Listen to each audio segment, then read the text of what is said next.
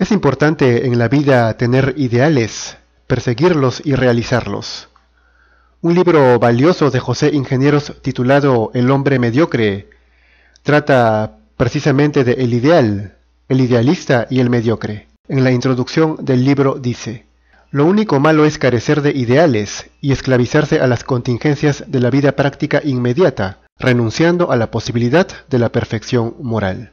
El ideal nace del interior, como una posibilidad de cambiar el exterior. Es una idea que sueña con ser realidad. Define el ideal como ascua sagrada capaz de templarte para las grandes acciones. Custódiala. Si la dejas apagar no se reenciende jamás. Más adelante dice que los idealistas son esos hombres predispuestos a emanciparse de su rebaño, buscando alguna perfección más allá de lo actual. Se es idealista persiguiendo las quimeras más contradictorias, siempre que ellas impliquen un sincero afán de enaltecimiento. En otra parte también dice que el ideal es un gesto del espíritu hacia alguna perfección. El ideal surge porque se tiene el deseo de transformar la propia vida o incluso el mundo. Y esto es porque uno no se conforma con lo que ve, como los demás, y lo quiere corregir y cambiar, como también dice. Todo ideal es siempre relativo a una imperfecta realidad presente. Por eso el progreso del mundo y del individuo se ha debido a ideales, desde pequeños e individuales hasta los más universales. Sin ideales, la evolución humana sería inexplicable. Los hubo y los habrá siempre. Palpitan detrás de todo esfuerzo magnífico realizado por un hombre o por un pueblo.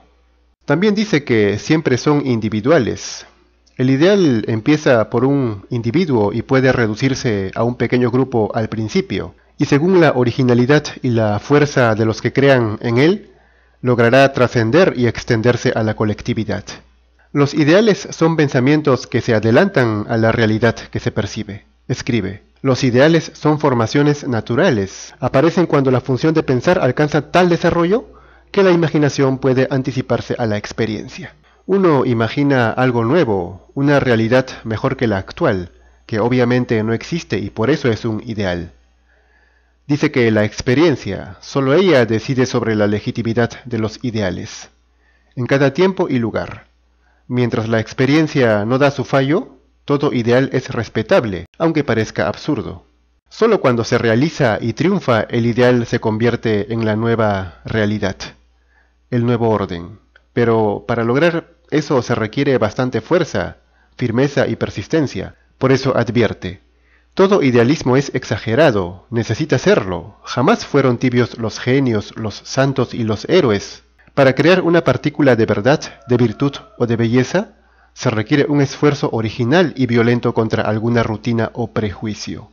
El ideal tiene que estar constantemente encendido y alerta contra la costumbre que caracteriza al mediocre. Es decir, los idealistas son forzosamente inquietos, como todo lo que vive, como la vida misma, contra la tendencia apacible de los rutinarios, cuya estabilidad parece inercia de muerte. El idealista es reaccionario, cuestionador, rebelde, como también se lee.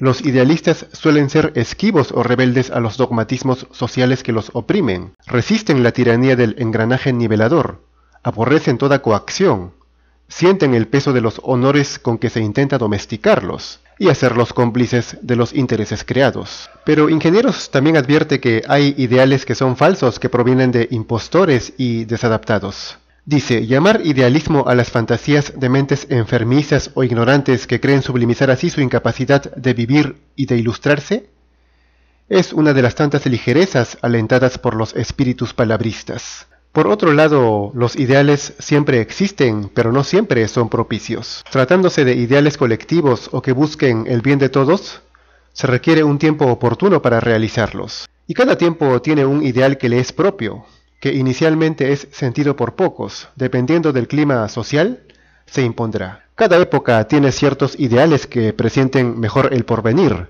entrevistos por pocos, seguidos por el pueblo o ahogados por su indiferencia. Para que el ideal prospere se requiere que la sociedad lo entienda y lo haga suyo.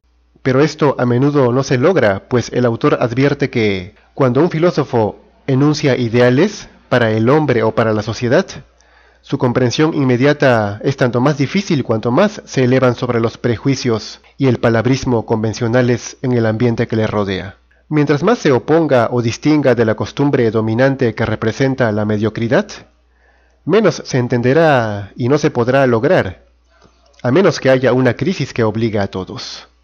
La historia de la civilización muestra una infinita inquietud de perfecciones que grandes hombres presienten, anuncian o simbolizan. Frente a esos heraldos, en cada momento de la peregrinación humana se advierte una fuerza que obstruye todos los senderos, la mediocridad, que es una incapacidad de ideales.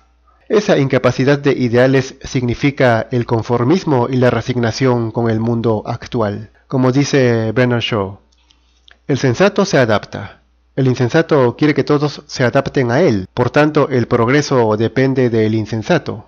Es cuestión de rebelarse a la situación y para eso hay que tener una verdadera individualidad y originalidad. Como dice, todo idealista es una viviente afirmación del individualismo. Aunque persiga una quimera social, puede vivir para los demás, nunca de los demás.